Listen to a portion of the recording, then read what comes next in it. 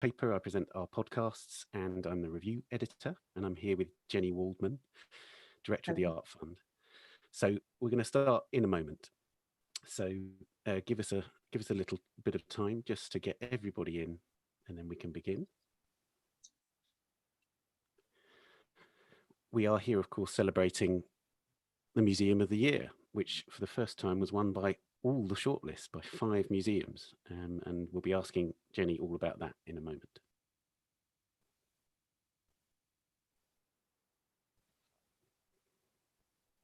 Jenny, are you fresh and ready for this, given that yesterday was such a big day? Yes, it was. It was a very busy day and very successful. I'm just so thrilled for all 5 winners. They've had to keep it under their hats for some time, and they did so successfully. And the reveal was great. So yeah, fantastic. Okay, I think we should start any second. So welcome everybody. We're in 2 places. There are those of you who have joined us on Zoom, and I know that there are also many of you who are watching us live on the Art Fund's YouTube channel. So thanks for joining us there. We're going to talk to Jenny to begin with, and then we're going to talk to all of the 5 directors of the winning museums. And of course, it is a very unique year this year, because before, normally there is a shortlist and a winner is carefully chosen from them, agonizingly sometimes, I think. But this year, all 5 have won. And so I think that's the first question that I'd like to ask you, Jenny. Why did you decide to give the award to all 5 shortlisted museums? Well, to say 2020 is an unusual year is an understatement. So we really wanted to respond to the enormous challenges of that 2020 has brought with the COVID pandemic. I think, Museum of the Year is the biggest museum prize in the world. It's the most prestigious, and it recognizes particularly remarkable achievements. And we had 5 really remarkable and innovative museums. And we felt that in response to COVID and the challenges that museums face, it would be entirely appropriate to increase the size of the prize money by 40% to £200,000, and to share that equally between 5 brilliant and very worthy winners. Can you explain a bit about the criteria? Because I mean, I'm sure the jury sort of let out a deep breath when they realised that they didn't have to actually decide on a winner. But still, how do you begin to make a shortlist from all the museums across the country when there are so different? I mean, just to take the example from this, you've got this. The Science Museum, one of the great London museums, big national museum, next to the Gairloch Museum, which is in the Scottish Highlands, and a small and community-led, frankly. So how do you begin to decide the criteria that you can shortlist those museums from? Well, we look for innovation. We look for innovative use of collections, of exhibitions, public engagement. We look for really kind of transformational choices and impact that the museum might make, whether large or small, wherever they are in the country.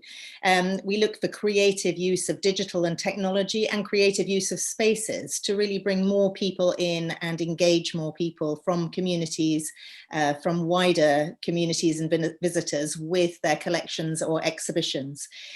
We're looking for people who are really taking a lead on equality, diversity and inclusion. And we're looking for organizations that are doing things differently, that are willing to make some very bold choices, and that have shown over the past year that those choices have really played out well and they're really making an impact. In the preamble to this, when we all met just before we came on air, there was quite an important point that Ian Blatchford, the director of the Science Museum, made, which is that it is a national prize. It's, we are used to a much more regional focus at the moment, frankly, politically and everything else. It's important to the Art Fund that this is a prize across Britain, right? Yes, it is. We're a UK-wide charity. We have partnerships with hundreds and hundreds of museums right across the UK in all 4 nations. So we welcome applications each year from museums from all parts of the UK. And yeah, I think it is important. It's it's a real community, museums around the UK, and it's lovely for them to have a Museum of the Year prize that really champions what they do. Can you say a bit about the process? Because it is, I mean, it's quite an arduous process almost. I mean, very enjoyable, I'm sure, but still, the jury members will go to each of the museums that they're considering, right? And it must be fantastically eye-opening for them. But also, it's very thorough, right?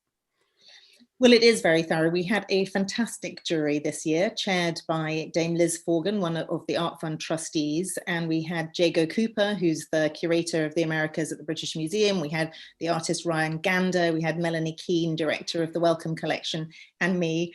And we got together and we looked at a very large number of museums that had applied.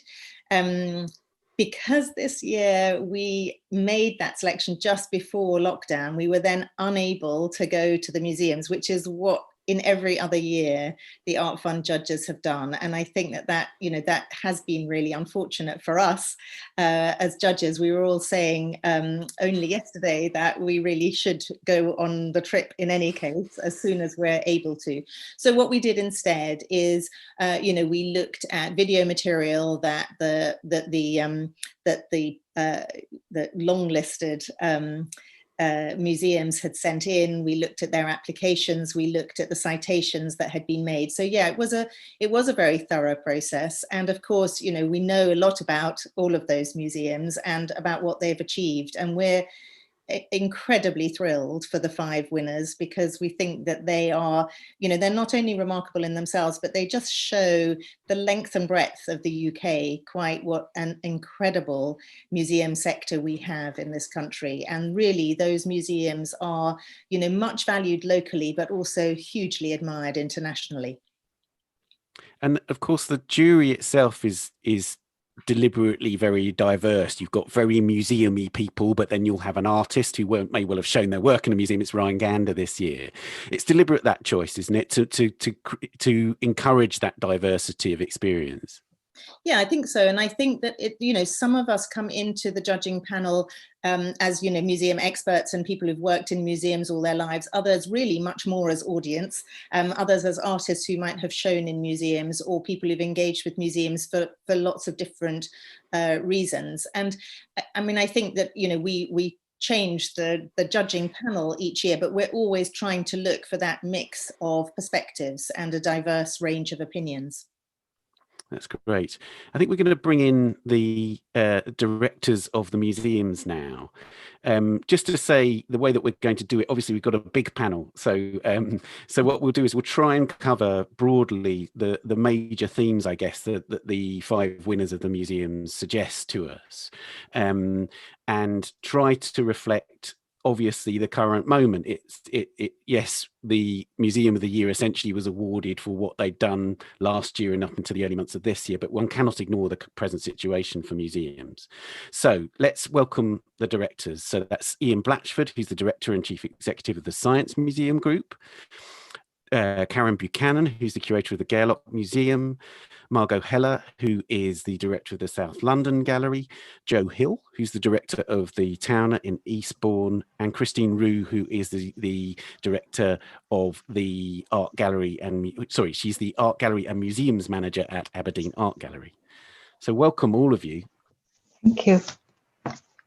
And I guess the first thing to say is congratulations. It must feel fantastic for your museums to be Museums of the Year, 5 Museums of the Year for the first time all at once. Wonderful, thank you. I'm gonna begin by asking Ian. There was a funding round announced yesterday for this emergency fund for museums in the current crisis. There is this 1.5 billion fund, which is for a much broader sort of cultural landscape. You're the director of as well as being director of the Science Museum, you're director of the National Museum Directors Council. What's the atmosphere amongst that group like?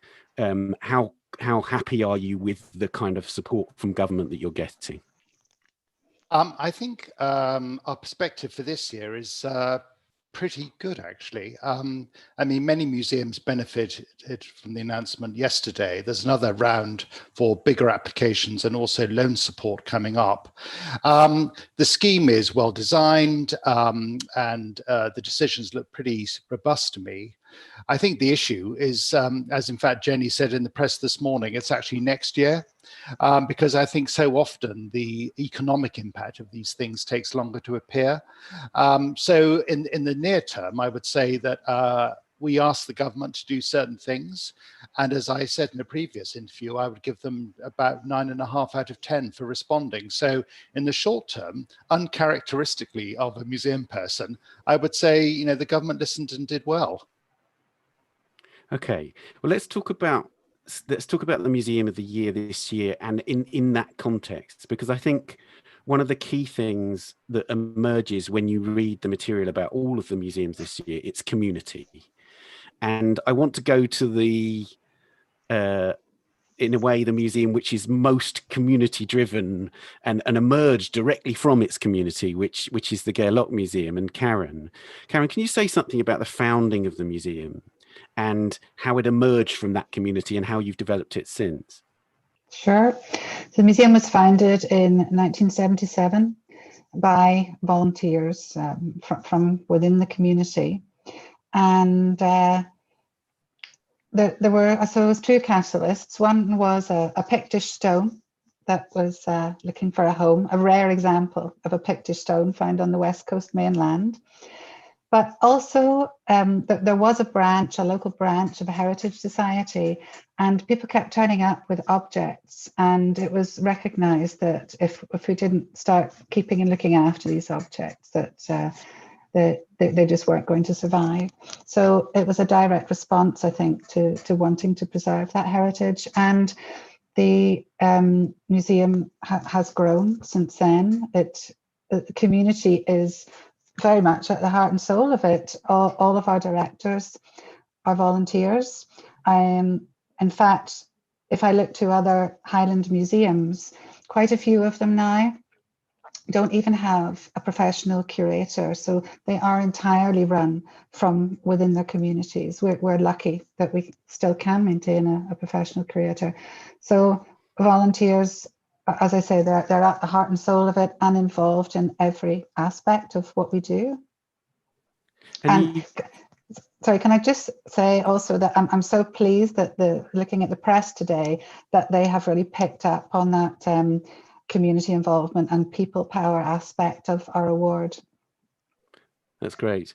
Joe, just to turn to you, one of the things that's recognised in the material around why the museums won is this very unique thing that you did recently during the COVID crisis, which is that you directly connected to your community through sending out material about the museum with food bank packages. Can you explain a bit more about that?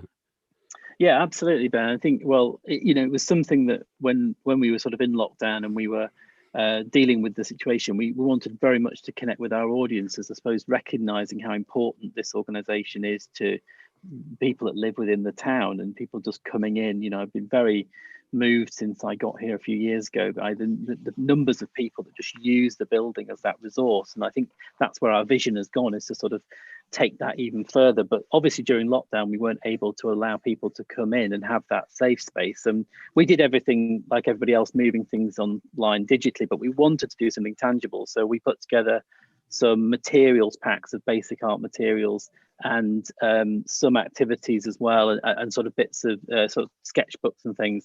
And we distributed them through the food bank network and the COVID crisis network and some of the refugee charities. So they were actually getting to some of the most vulnerable households in and around our local area. And that has just been an amazing process that's still ongoing now. We've distributed well over 1,000 packs and more keep coming forward, different charities just saying how they would love to be part of it. We're now working with the South Downs National Park on a new phase of it to go to some of their more remote villages and things targeted at different age groups. and some of the artwork that keeps getting sent back, which is just brilliant to receive things back from those communities. But it's also started a conversation with people that may have never come inside the gallery or the museum, and that's the challenge for us, is how do we continue to maintain those relationships, both with those local voluntary networks and charities, but also those people as well, because I think we can build on this and keep going. So I think that's the discussions we're having internally, is how do we carry on? That obviously relates to the idea of collections, and I wanted to now move to Christine and to talk about collections, because one of the great things about the Aberdeen Art Gallery's expansion is that you were able to show a vast amount more of your collection, plus you were able to look back at it. To what extent did you reinterpret it as well as expanding the access to it? Well, we really felt we needed to grasp that and spend a lot of time thinking about how we would engage audiences with our collections in new ways. The building itself expanded by 27% when we added the new rooftop extension. And that allowed us to return some of the gallery spaces that had been pressed into other uses, like an education space, back to their original function, and create a really grand promenade around the centre court of the gallery. I think it would have been easy for us to just continue showing the collection the way we had in the past. We've got an amazing collection. Our core collection has always been collecting the contemporary. So we've got over 130 years worth, I suppose you could say, of contemporary art. But we wanted to stand back and really rethink how we approached it. We consulted with lots of groups. We asked our visitors what they wanted to see. Portraits came out as one of the popular topics. And so we have a range of themes. We've got 18 galleries. They all have their own theme, but some of them are grouped chronologically as well. We have, unusually, a remembrance hall situated in the heart of the building. So the galleries around the remembrance hall are all set in the post-First World War period. And we felt that was appropriate coming towards the centenary celebrations of the 1914-18 war. Elsewhere, we've integrated our wider collection into the gallery. So we have a collection that has archaeological material, granite, one of the local stones that Aberdeen's been built on. So we've added that in.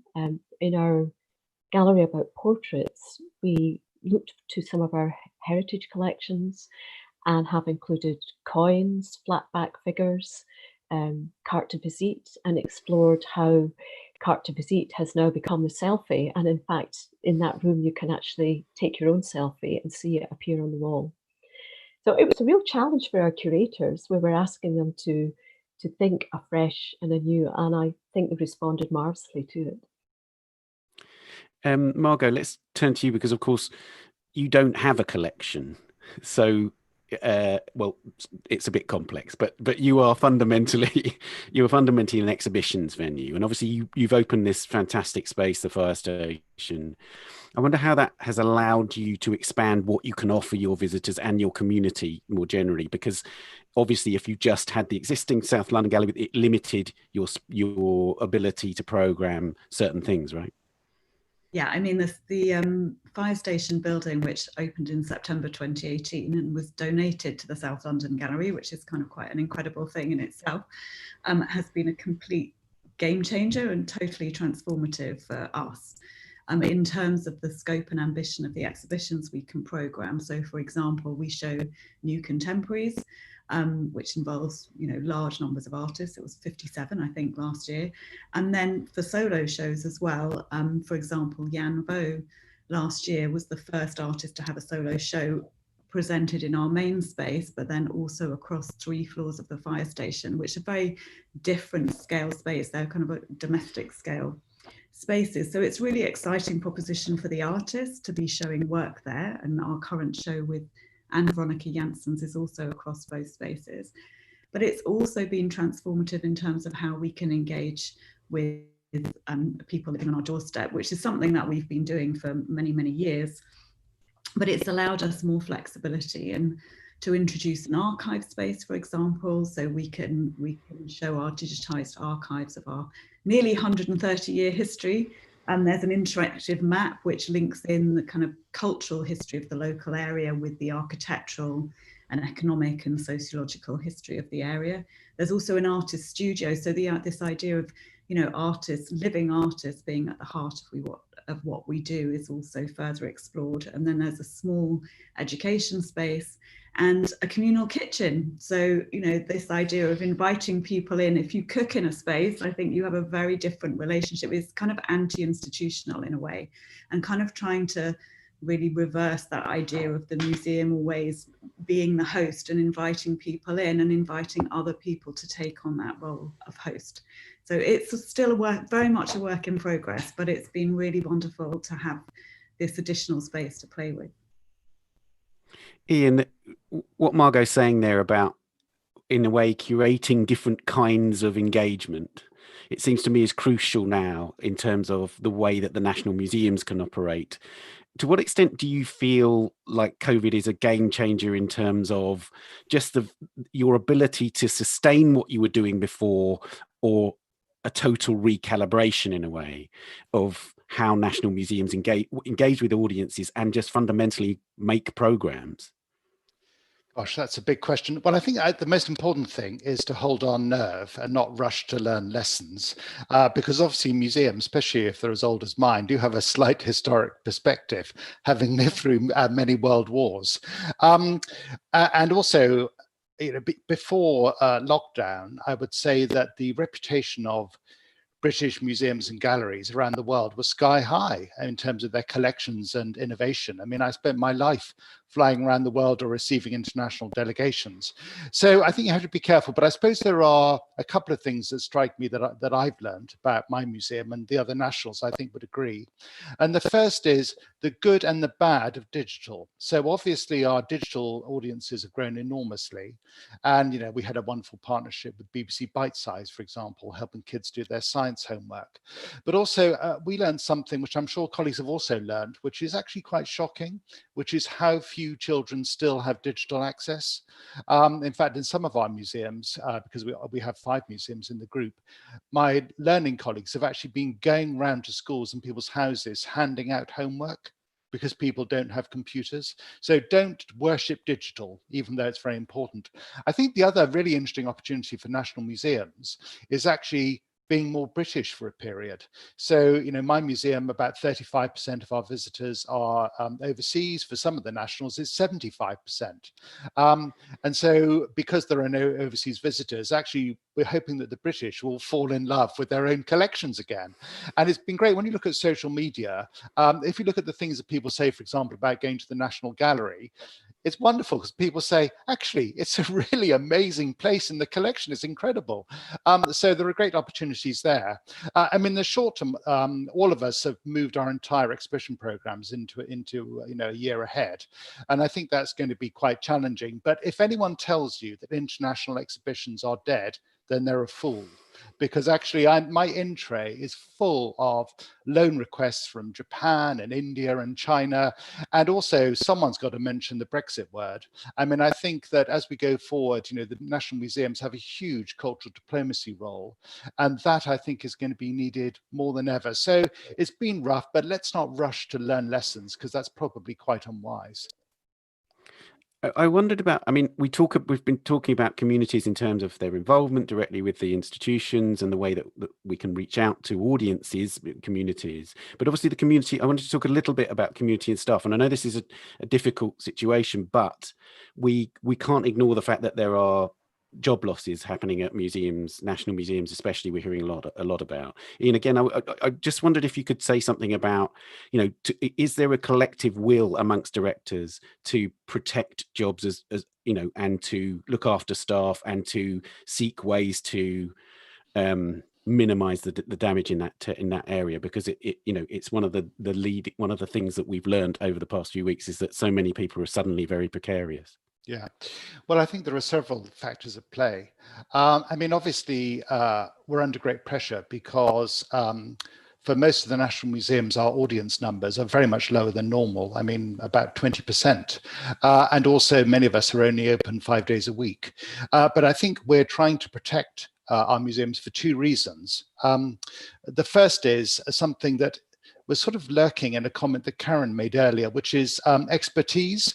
Because one of the things that has quietly gone on in the past 10 years is a slight hollowing out of museums in terms of loss of curatorial expertise, but also expertise in all areas. So, for example, you know, what front of house people do, the skill they have is incredible. The other thing that we're also trying to make sure we do is that although there will be some reductions, trying to phase it and avoid too much trauma, for a very simple reason, that actually if there is a major breakthrough in a vaccine early next year, it would be extremely unkind and unwise to over reduce organizations if actually we can recover. So there will be some pain, but actually we are trying very hard to minimize it, and also not rush to be over tough about it, because actually it's not in the interest of people as human beings, but also it's not in the great interest of the public, really, just losing the skills that we have. I wanted to talk to Margot and Joe. You received money as part of the funding round yesterday, the emergency funding. Maybe Margot, you could start. Can you tell me just about, in terms of what you're able to do now? Is it just about survival, or does this allow you to be able to creatively program, connect to communities, connect to audiences in ways that you wouldn't have been able to? I'm pausing before I answer that question. I mean, yes, we were absolutely thrilled, but actually more hugely relieved that our application was successful, because what it means is that we can get to the end of March. I mean, the conditions for the funding were very clear, but it was really about a continuation rather than expansion. So additional programs, we will be looking for funding elsewhere, and it's absolutely wonderful to have won this prize, to have some unrestricted funding to help us continue the things that we've been developing during lockdown and beyond. So it's really that, it's about survival. And I think Ian mentioned next year being the really big challenge, but at least what this does, it's really wonderful to have this little bit of breathing space to be able to strategize and plan how we're going to manage that year. Of course, we have ideas that we included in that application, but already we've been pivoting, as everyone has, to try and deliver particularly education programs, and are very, very challenging to deliver, and so we've had to think about them differently. And like Joe and many other museums and galleries have been sending out packs and working in that way. And we also had a takeover, a radio takeover for 24 hours with local residents, which was a kind of fun alternative. So I take Ian's point, but I do think there are lessons learned. I mean, the facility with which you can bring people together from all over the world for a quick Zoom conversation, for example, is really fantastic. And our young people's program, of the attendance has been great online. So, there are always silver linings, we hope, but very much looking forward to coming out the other end of this. And before I go to Joe, I just want to say to people in our audience, please do ask questions using the Q&A box. We'd be glad to answer them. So do send in questions if you have them. Joe, so again, this award plus the emergency funding, it must be gratifying to know that you have some funds to be able to work with and to develop programs. Yeah, I mean, yesterday, what a day. It was quite sort of swallowing both of those things. And a bit like Margot, the Cultural Recovery Fund was just a huge relief. And what it really does is sort of give us a bit more confidence to carry on with some of the things that we wanted to do. And that in turn then gives us the confidence to continue commissioning artists, working with younger and emerging artists. We had 2 solo exhibitions coming up in the early part in January time that we can now be confidently going into and things. And I think it just means that we can carry on supporting those wider ecologies of technicians and people that work around the organisation and do activity to try and get people back into these organisations. I mean, it must be really tricky, I think, in London, but luckily being down on the south coast here, we've seen the town has been hugely busy through the summer because people haven't been able to travel abroad. So we've had new, younger, more diverse audiences. And if we don't have the programs to speak to those people and continue that relationship with them to keep coming back, then it will be a wasted opportunity. And I think, especially around the Museum of the Year, I mean, this is such a fantastic prize, and it's transformative for an organisation, and not being able to have the resources to really capitalise that and show off the best, as Ian said, of our skills and talents of the curatorial teams would be really, really upsetting and tragic, really. I want to ask Christine now. I mean, you've been through a similar process of, you had this great new gallery open, then suddenly you were plunged into a situation where you couldn't open. How's it been for you since you've reopened, and how have you found the audience engagement, and how have you managed it, I suppose? Yeah, I mean, it was really difficult when we had to close for COVID. We'd been open just over 100 days, and then we were shut again, and it felt like we were on a trajectory with all our wonderful programs and exhibitions, and had to stop and pause. We were able to reopen the art gallery at the end of August, which was just as Aberdeen emerged from a local lockdown. And I think that local lockdown impacted on people's confidence about going out and about and visiting, and certainly during that period, people were not allowed to travel more than 5 miles. So it has been quite an uphill journey for us, bringing visitors back into the building, giving them the confidence that it's a safe place to visit. We still have things of interest to see, but the visitor feedback's been amazing. I've just been reading some of it recently, and people talking about this unique opportunity to come face to face with works of art that they love, that they missed for several months. And to be able to do that in quite a quiet space, because like every other museum, we've had to restrict the number of visitors that can enter at any one time. We've just reopened a new exhibition in our lovely temporary exhibition galleries on our wonderful new top floor. And over the weekend, we've noticed that our visitor figures have really gone up hugely. So the exhibition we've opened is the BP Portrait Award, which has come to us from the National Gallery in London. And sadly, they weren't able to show it for real. It was an online exhibition when they were hosting it. So this is the only opportunity for people to see it in person. And I think that has really encouraged people to come back. Alongside that, we've, like everybody, had a digital program as well. But we just picking up what Ian was saying, we've been looking at how do you balance between a digital program and an in-person program. We're in the business of the real thing, and there is something about the texture, the scale, the weight, the color that just doesn't come through in digital. It flattens everything. So, I mean, I'm delighted that we can let people have the opportunity to re-engage with the real thing and to do it in the company of others, because digital also is something that we tend to do as individuals. We engage as an individual with a book festival or a concert, but the gallery, and in our instance, we have a remembrance hall and a music venue attached to us, gives us the opportunity to offer a whole range of cultural engagements. Karen, you with community so deeply invested in your museum, how have things resumed as they were, or is there a distinct before and after COVID in terms of the engagement with your museum?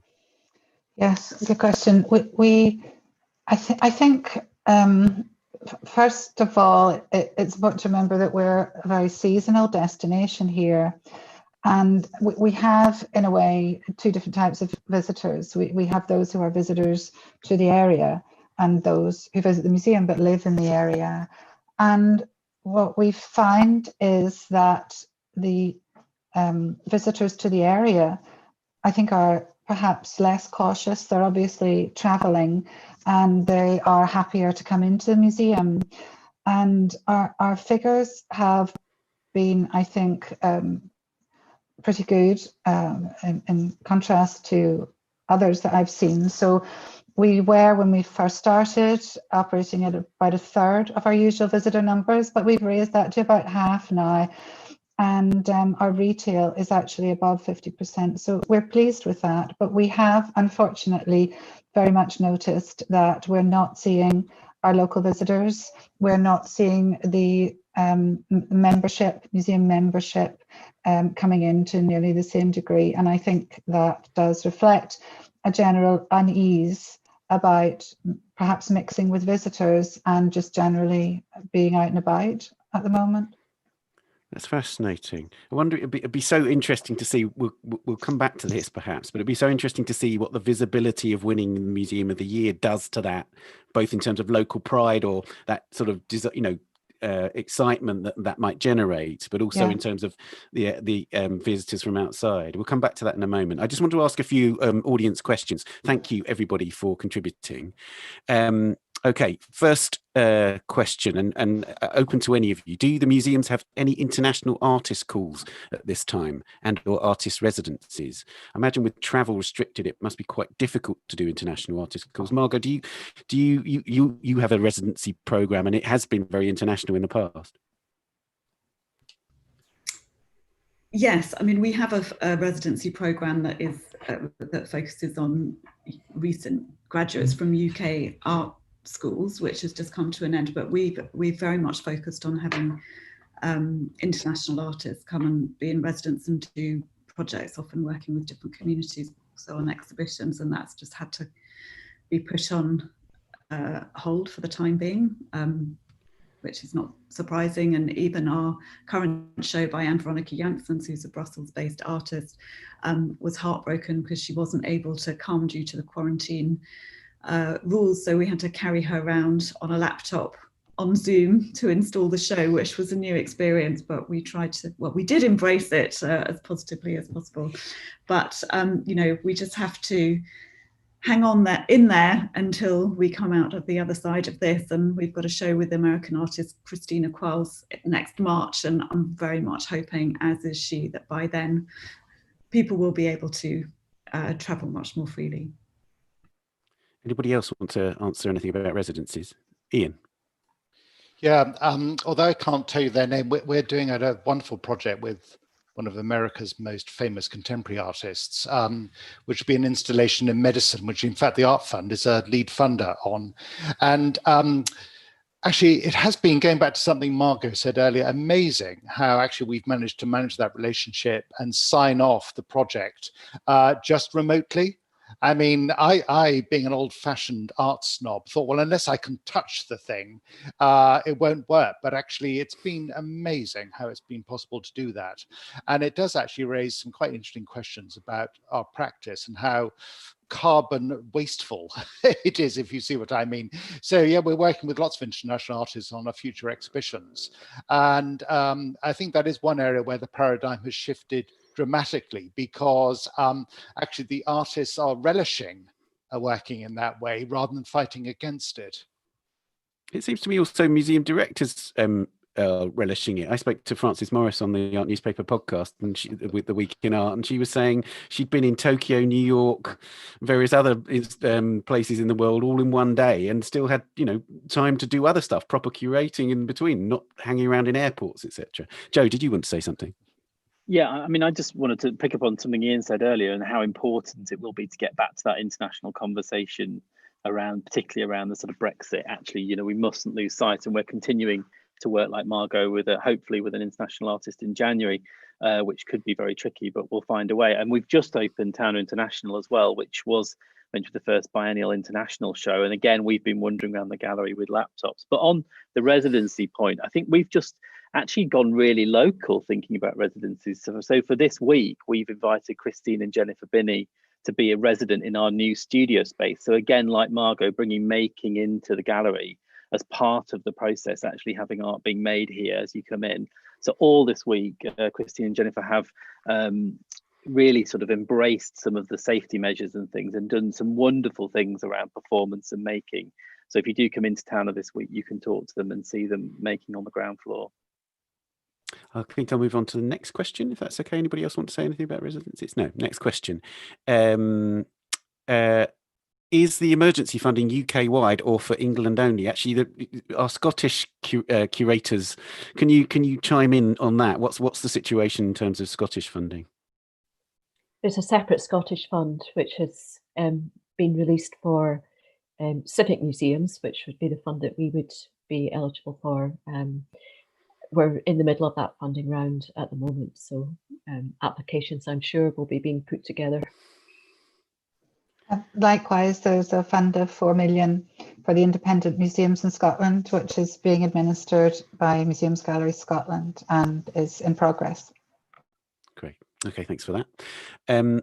Another question on virtual galleries. Has the idea of developing a virtual gallery and devising a specially curated program for it so that you can keep reaching audiences globally crossed your mind during these times? I suppose obviously there's been a huge amount of digital innovation but there are also, as Ian pointed out, you have to be careful to balance things out. So has anybody got anything to say about virtual galleries? Have you done them? How successful were they? How much engagement was there in that forum? Ian, I think you just put your hand up. Well, very briefly, we're due to do an exhibition on the science of the Amazon, which is obviously an incredibly vivid and urgent topic. And we have a partnership with a big museum actually in Brazil on it. We will probably now do that as a virtual exhibition because obviously we can't have physical exchanges. And that's going to be our big experiment. And we're pretty optimistic actually that's going to reach a big audience actually. So that's for us. Good old-fashioned National Museum can be an innovation for us. And I think what will happen is that for the next few years, the National Museums, their exhibitions will be a mixture of physical and some projects which are only digital. That's going to be the big change. I want to ask, Karen, you want to say something? I'd like to tell you what we're doing in terms of virtual galleries and perhaps just distinguish between art exhibitions and exhibitions of our collection here. So we do have a small temporary exhibition gallery that we use to display artworks, and we don't have a great resource of digital skills here, I have to say, but what we have managed to do is to digitize those physical exhibitions so that people who cannot make it to the museum can still see them and indeed purchase from them, because the revenue is really important to us. We're also working with the other Highland museums at the moment on a virtual exhibition of Highland costume, which has been funded by National Lottery Heritage Fund for Scotland, I believe. So that's something really exciting that's happening. We've got a photographer and a conservator going around the different Highland museums, and that exhibition will be online after Christmas sometime. Okay, that's great. Jenny, I was going to come to you actually, Jenny, about the Art Fund. Obviously, you sort of have an overview of museums to a certain degree, and you help museums. You survey the landscape to a certain degree. What have you perceived about the whole digital versus real world balance? Well, I think that one of the things that has been most notable in these COVID times is how creative some digital uses are, and museums have been absolutely brilliant on social media and thinking about how to put on virtual exhibitions or how to put old archive film that they have about exhibitions online. But it has also shown that there is a huge disparity in the kind of the digital capacity of museums, not just between large and small, but between those who were ahead of the curve and those who were behind the curve, on the 21st of March. And there is something now that I think will be an increasing factor, which is that while we're looking at sharing collections, while we're looking at sharing know-how and capacity, we can also look at sharing digital expertise. And there is a lot of digital expertise within museums, and actually that can be shared around, so that some of the museums that need quite a lot of catching up, maybe that, you know, the whole of their social media team, if they had one at all, has been furloughed, or all of those kind of things, we can actually encourage through Art Fund and through the funding and the grants programs like Respond and Reimagine that we've devised for COVID response, just to think about how digital can work maybe alongside some live experience, but also how that can be shared. Karen, did I see that you were going to use some of the Museum of the Year money to help train up some of your staff for more digital activity? Yes, we also actually were fortunate to get some additional Art Fund money from the fund to help museums respond to COVID. So we're going to invest that in hiring expertise, but also training our own staff. But really, I think critically reimagining what we do and how digital can help us with that, because as Ian mentioned, it's not always all good. However, looking at our location and the number of visitors that we can actually physically attract, digital does potentially offer us a huge advantage in developing our audiences. That's great. I wanted to ask a bit more about the visibility question that I sort of slightly raised before we started asking those questions from the audience. I'm really interested in what Museum of the Year does for museums. Jenny, can you say something broadly about, in terms of, you know, in the past, what's happened in terms of the effect on the various museums?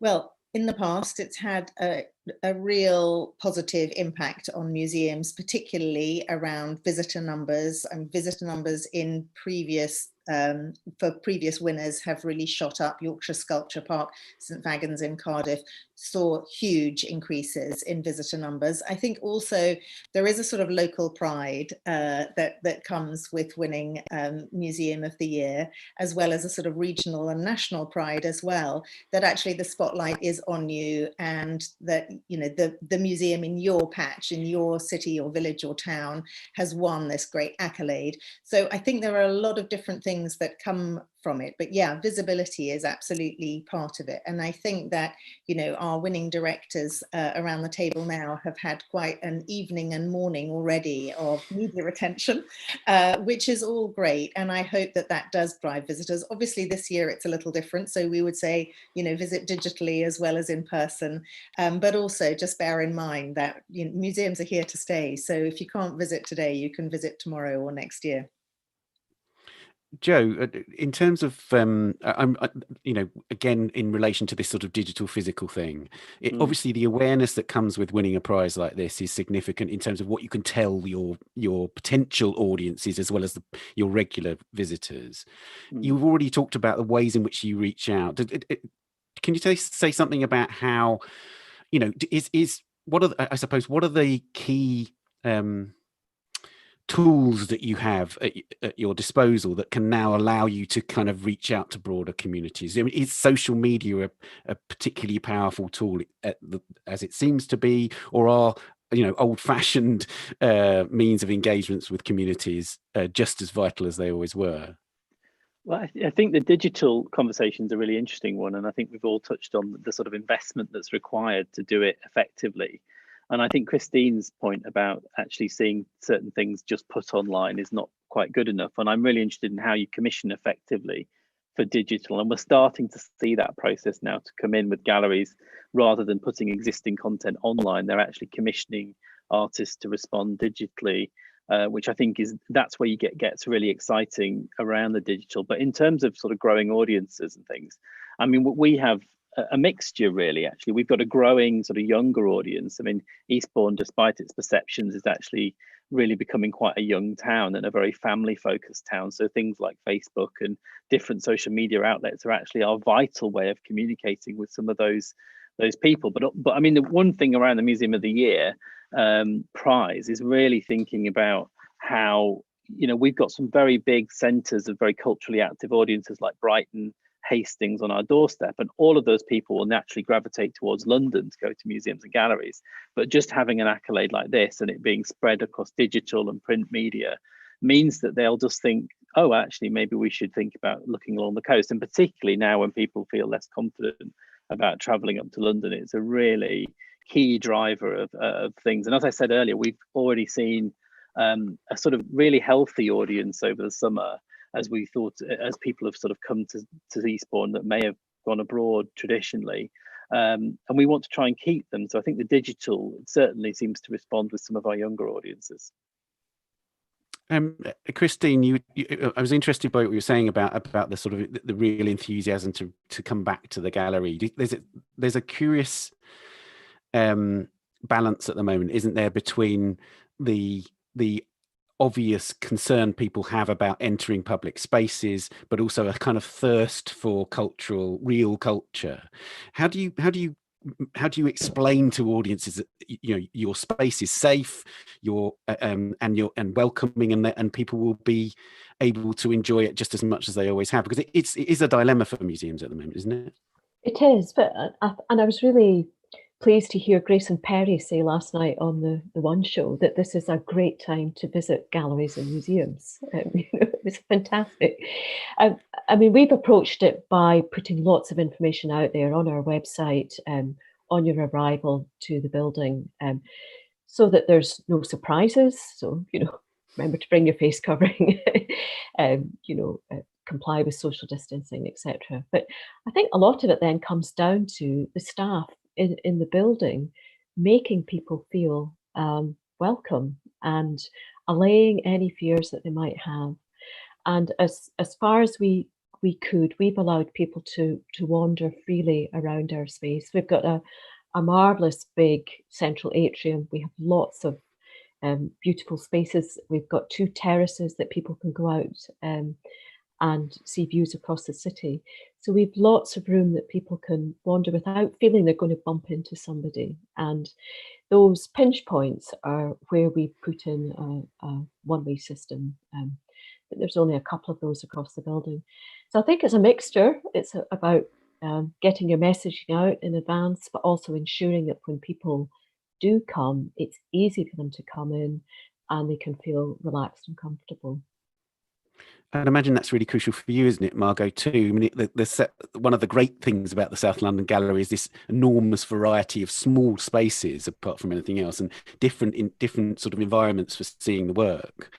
But also, I'd imagine it's a logistical challenge, right? So your staff must be really working very hard to make people feel comfortable and enjoy those spaces.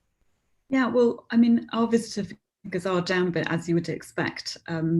But we're really thrilled that there's a constant flow of visitors and people are really expressing their enjoyment. It's a very uplifting show that we have at the moment. And I think in a way people are valuing that real life experience of coming to the museum, which is what all of us have spent our careers working on, this engagement between people and art or objects and with each other. So it's just been so wonderful to be open again, and our front of house team are just doing a brilliant job at reassuring people, and the logistics in planning it all looks very seamless, I hope now, but yeah, a lot of planning went into it. All those sanitizing stations, to wear masks, not to wear masks, sneeze screens, whatever. Great signage we have, but it all seems to be working, touch wood. And you know, museums and galleries are amongst the safest places for people to visit right now, because we have all been so diligent about taking these precautions. So Ian, you very enthusiastically greeted the expression that this is the best time to visit museums. Can you say a bit more about why you think it is such a great time to visit museums, and what kind of experiences people have? You know, we know that for instance, the National Gallery very famously has 3 routes. Are you that prescriptive about how people are engaging with the Science Museum, or are you, because it is such a massive museum, you can offer different itineraries through the space, right? Yeah. So basically our approach is that once people have actually entered the building, they can go wherever they like because we've just controlled the numbers and we don't have set routes. Our collections are rather different from the National Gallery. In fact, I've been joking with some of my colleagues who think they know their art history, that they've learnt art history all over again by following the route that Gabriele designed for them. I think the reason I say that it's a great time to visit is that in normal times, during summer holidays and half terms, I get emails from irate people saying that the museum was too busy. And of course, I feel like writing back and saying, did it not occur to you that actually you were part of the problem? I mean, there are certain days in the summer where the Science Museum before was getting 24,000 people in a day. I mean, that's pretty kind of horrendous, actually. I think the other thing that I really do want to say, though, is that it's very striking if you look at social media, that the fact we're open matters enormously to people, even if they can't visit. I mean, it really has such profound significance. And the reason I say that, if I can draw an analogy, I was talking the other day to Maria Balshaw at the Tate, and after the London Bridge terrorism attack, the Tate closed for a few days because it thought it ought to, and was swamped by demands from the public to open. Okay, so there is something really profound going on here, that museums being open means a great deal to the country. And I know that sounds pompous, but look at social media. It really resonates way beyond just the physical visitors. That's true. Jenny, I'm sure you found that, the love for museums. I mean, one of the things we've done on the podcast is have this thing called Lonely Works, where we've got people to talk about works that they couldn't see under lockdown and they had this great affection for. It seems to me that there is, even if, as we say, there is a slow getting back to visiting museums, the affection for museums, the affection for collections is really palpable. And it seems to me that it's really important that the Art Fund, that all of our directors here really harness that, and it's an opportunity to harness it, right? Yes, I mean, we've got a campaign at the moment called Together for Museums, which is absolutely intended to harness that and to get people to support museums by visiting, by donating, by just making it very clear how important museums are. I mean, I think that one of the glories of what we've seen on digital and on social media is just people having fun with museums as well. Dressing up as your favorite painting or whatever has really brought out people's creativity. So even if you're at home, you can still engage and enjoy. But I think for those of us that have been to museums and galleries over the last few weeks since they've started to open, we have had the benefit of the most incredible visit. As all our directors have said, it's so safe, it's so kind of clear of people. You can see the works, you can spend as much time there as you like. It is a glorious experience. I mean, I think that, the museums are having to contend with a lot of different obstacles at the moment. I think most of the lack of confidence is about people taking public transport to go into museums and things like that. We have to remember that, a lot of museums are within walking distance of local communities, but also, there are ways of getting to museums, or times of getting to museums, that really make that experience worthwhile. We've had another audience question, and it's from Stephen Bourne. Is this right, from the National Horse Racing Museum, a former finalist? Is that right? So anyway, here it is. Like Karen, I'm interested in training our people, including our volunteers, more than previously. But I also like to engage some undergrads and postgrads at the universities to learn from us, but also to help us. Jenny, are you aware of any such programs in universities? So. Yeah. Okay, well, Stephen, I would say get in touch with us, because the Student Art Pass, which, by the way, is a fantastic card for students to get into museums and galleries around the country, has 24,000 members. And one of the things that we do with the students who are Student Art Pass members is we find ways to offer them paid internships and paid opportunities. So if you're interested in connecting with students, whether they're undergrads or postgrads, we can connect you with 24,000. And that's, students of all disciplines. It's not just art students at all. We have engineering and maths and science students as well. Anybody else got anything to say on that? No? I thought we've got to start rounding things up now. Thanks everybody in the audience for joining us, both on YouTube and here on Zoom. It's obviously a very difficult time for museums, but there's also obviously a tremendous amount of hope here and amongst everybody about the power of what we do in terms of communicating with audiences and engaging with communities. I wonder if, lastly, if you could say, in terms of, what you've learned over lockdown, in terms of and the period since, about engagements, and what, in a way, what you'll take forward from this moment. Ian, can you say something about that? I think probably the thing I've learned most from lockdown is really not about the public. I mean, if I can just be a bit kind of internally focused for a minute, I've learned so much about my own colleagues, because in fact, actually, you have much deeper engagement with them. I know more about their private life than I did before. I know about their hopes and fears. I mean, it's a much more intimate understanding, which is weird and counterintuitive.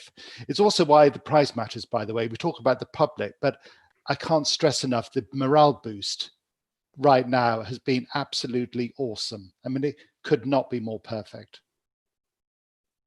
I wondered also about, we've talked about climate as part of this. We've talked about how being on Zoom, having international conversations has made us aware of the art world's footprint. Is that something we can take forward from this? Joe, I mean, you work with international artists. Is this something that you've been conscious of? It has to be part of the planning for museums and galleries going forward, doesn't it?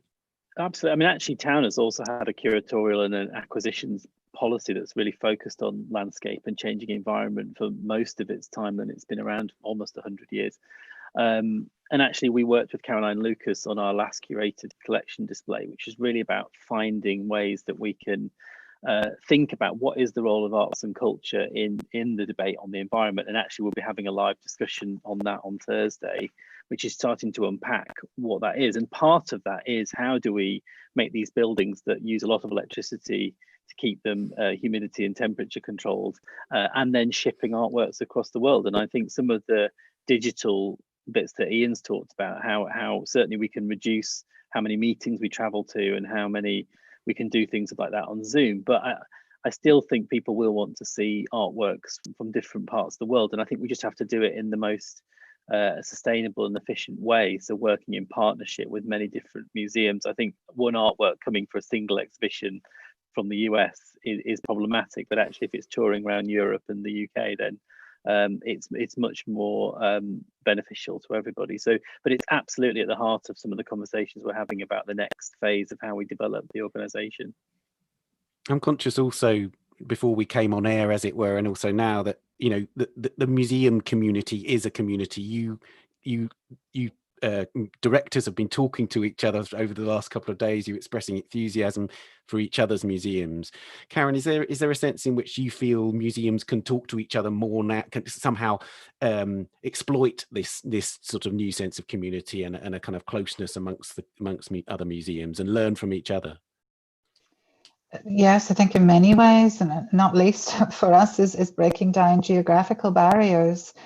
It's a 3-day trip to London for me, so it's great not to have to do that.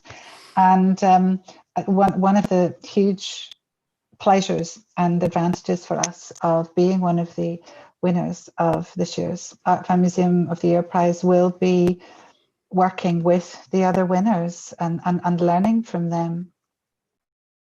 And then, Christine, in terms of your audiences and the way that they will now feel that sort of local pride that we talked about, it seems to me that it's a wonderful opportunity to reintroduce some of your collection to your local community, and they then discover new routes through your collection and learn to love it in a new way.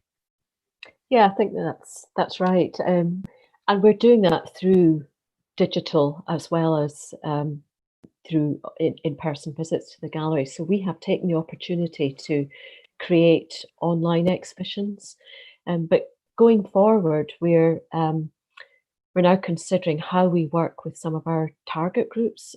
We've worked very closely on programs of visual description and British Sign Language tours, and with our Alzheimer's groups.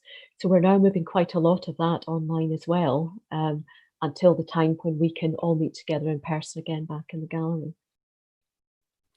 Lastly, Margot, I'm really conscious visiting the South London Gallery that there's this lovely thing that you now go across the road. You sort of occupy a space which isn't just the buildings, it's the buildings themselves, but yes, you're on one side of the road and the other side of the road.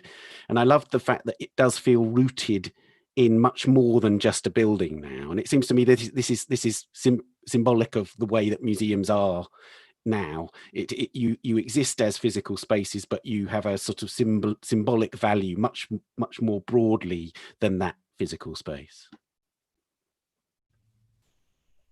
Yes, I would hope so. I mean, there is this, it's almost like a campus effect with our children's space on the housing estate art block, and then our fire station, but also the main space and the gardens in between. And is my internet failing? No, we can hear you. Can you I hear can me? hear you. I fear you might have to talk to some. Oh, what a shame. It looks like we've lost Margot. Okay, well, thank you everybody for this discussion. You've been fantastic, and it's so great to know that we've got such a rich culture of museums. We've only grazed the tip of the iceberg in this discussion, but just to say thank you very much, all of you, for taking part. And of course, a personal plug: please subscribe to the Art Newspaper, listen to our podcasts. We need arts journalism more than ever, so please continue to follow us and buy the paper and read us online. And thank you to the Art Fund for hosting this. It's been a fantastic event, and congratulations everybody. Thank you. Congratulations everyone, and thank you, Ben.